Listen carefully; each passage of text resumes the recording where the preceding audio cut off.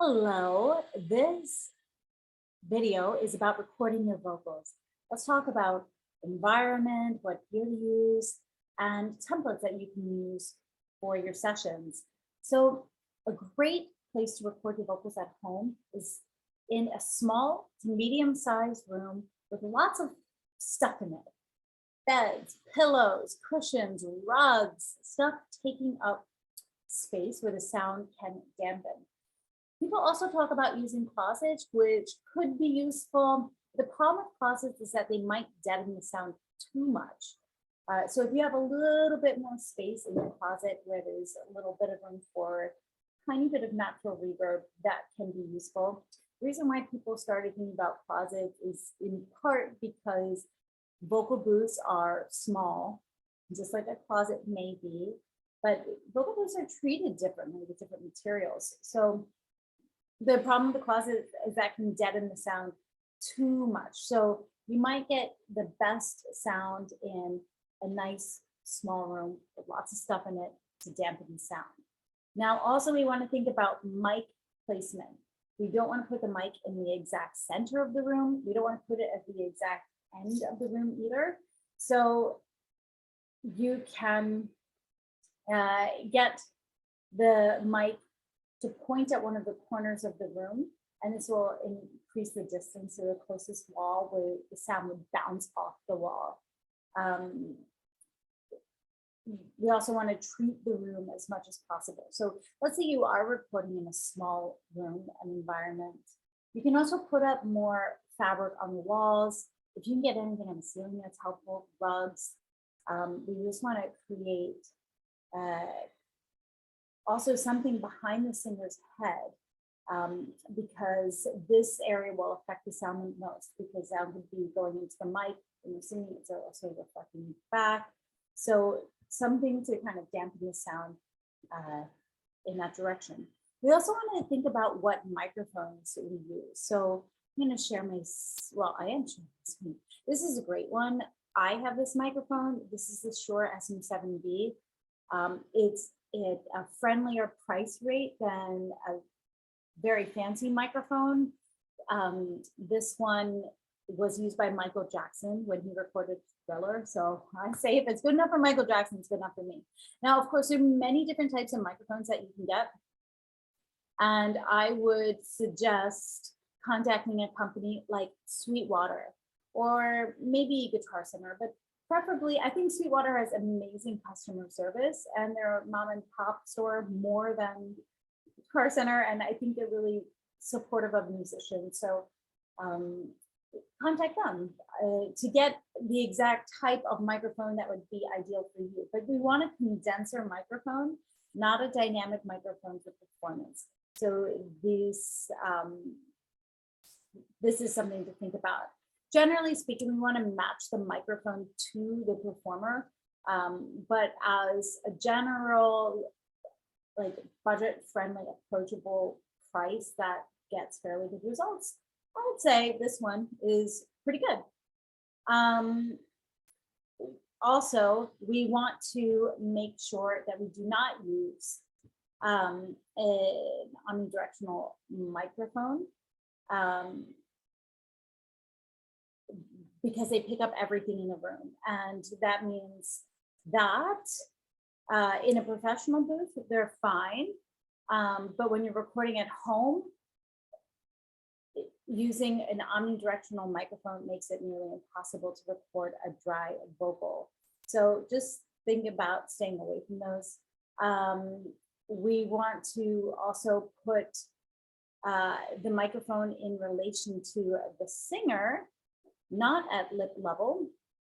And so mic placement factors where we place it affect how the singer is getting picked up in the microphone.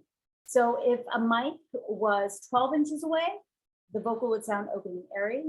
If it was 5 inches away, the vocal would sound warm and intimate. So don't sing closer than 5 inches away from the microphone because it can get muddy really fast. But dynamic microphones for performance are usually designed placed to start 2 inches away and back. So We just want to think for a condenser mic for recording, start about 5 inches away, and then you can do mic technique to step back directly as you're singing for louder notes, as opposed to tilting your head off to the side for louder notes, because then the sound isn't even going in the microphone.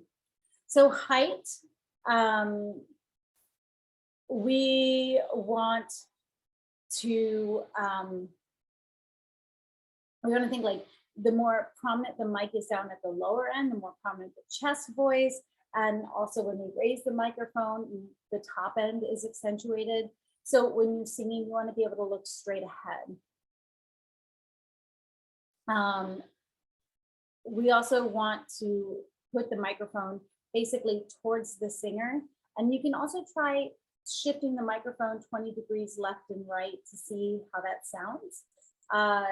Because we're also going to be picking up on plosives and sibilants. So we want to think about that. So other things that we can do, get pop screens like this. You also see other ones on like Amazon and Guitar Center.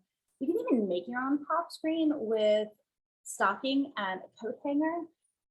But basically it helps to block sounds for p, like plosives, ba, ta, ka. A lot of that extra aspirated sound that can come in hot on a recorded vocal. Other things that we can use are reflection filters or isolation shields for microphones.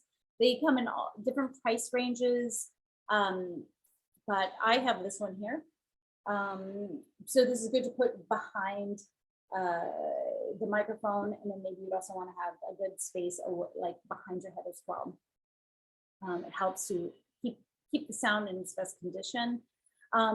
Another thing when we're recording vocals is to not have our levels be too hot. So we want to test them running a microphone into the DAW, and they should never be in the red.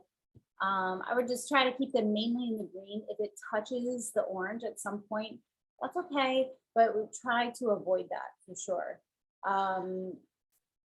So basically, we never want to peak it and have it get too hot, because the truth is that the sound quality is going to be distorted and won't get us our best take. The other thing that we want to do in recording our vocals is to record multiple takes. Now, sometimes you might come in and your first take might be the one that has the most expression and emotion that you can use in your recording.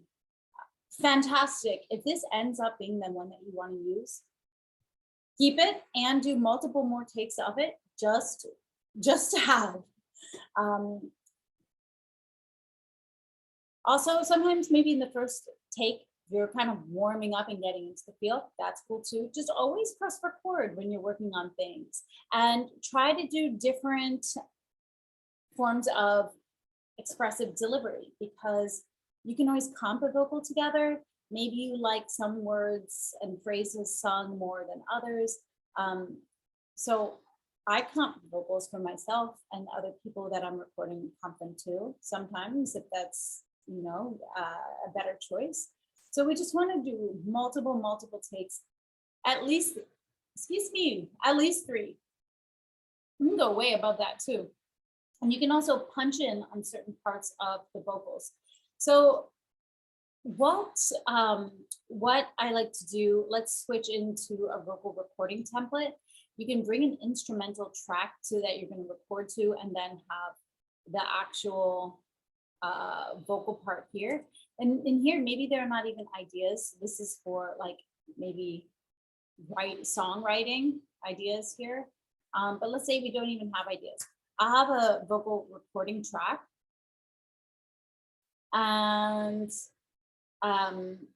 where I'll record into, and then once it's done, I'll drag it into the box lead, and then I'll record into here again and drag it into the backing tracks. And the reason is the settings for recording I have set up with this vocal chain differently than I might have for the final vocal stems. This is so I can hear myself the way I like to hear myself when I'm singing, although it might not be what I want in final recording. So what I have in this tracking vocal chain, the tracking is when you're recording, The gate here eliminates any like stomping sounds in the ground, any humming in the room, any noise ambience. And then this EQ8 here, I'm cutting off some of the very low end frequencies that aren't even necessary to have for a lead vocal, and they would just muddy up the sound. Maybe boost a little bit, a little over a 1000 kilohertz range. This can be adjusted to taste, and a glue compressor, pretty much with settings like this. You can do more YouTube video tutorials or learn more tutorials about exact ways to set up your compression, but I think for vocals, this is pretty good to start with. Maybe if you have a reverb on, just dial it in so the dry wet is pretty low, maybe maximum 15 or 20%, but just a tiny bit as you're recording to help you feel like you have some space when you're singing in. Then we could put a little limiter on it just to make sure that their levels aren't getting too hot. So we record into here, and then we're going to drag the takes into the channels that we want. And then so for vocal backing tracks, this is panned 50 degrees left, and here you can see I'm moving the panning here. Maybe we want a 50, or maybe we want 40. I put minus, you could type it in to get left, and then positive would be on the right. Think about if we have vocal doubles, we might not want them placed exactly behind the vocal. Maybe, it really depends on what you're going for. But I like to think about having panned vocals to the side. Hard left and hard right would be 50. You could be slightly to the side. You might also have other ones, other backing vocals that might be more like diagonally placed. You can think about what would it look like on a stage? Where would these vocals lie? Also like to do harmonies. We could do high harmonies, mid and low harmonies. And these you could pan as well. Like maybe you just do to about like 10 on the left and panning to 10 on the right. So just give them a little bit of placement when you're working with them. When we're and then also this ad-libs and these that you can record and just be weird and have fun and see what comes up. And then I just record a lot of different takes and then go back and listen to them and pick the best ones. Some things when you're recording in here, you want to have it recording right now. The microphone is set to the built-in microphone, and that's why it was picking that sound coming up. So sorry about that. But as you're recording, you're going to have the in and then auto when you're listening back. And then what that could look like in Logic, here's kind of similar. It's not grouped in the same way, but instrumental track, your recording track. I have channel EQ. It's kind of like this here. Cutting out some of the lows, boosting some of the highs. Have a compressor.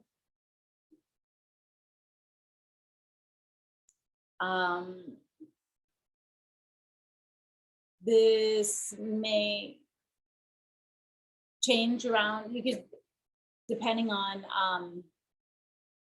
what settings are best for you.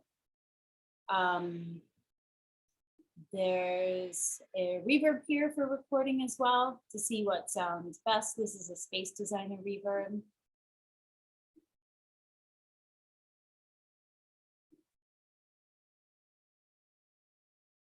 So it's pretty dry, just a little bit wet, not 100% wet. And you can also use different like presets just to start working that way.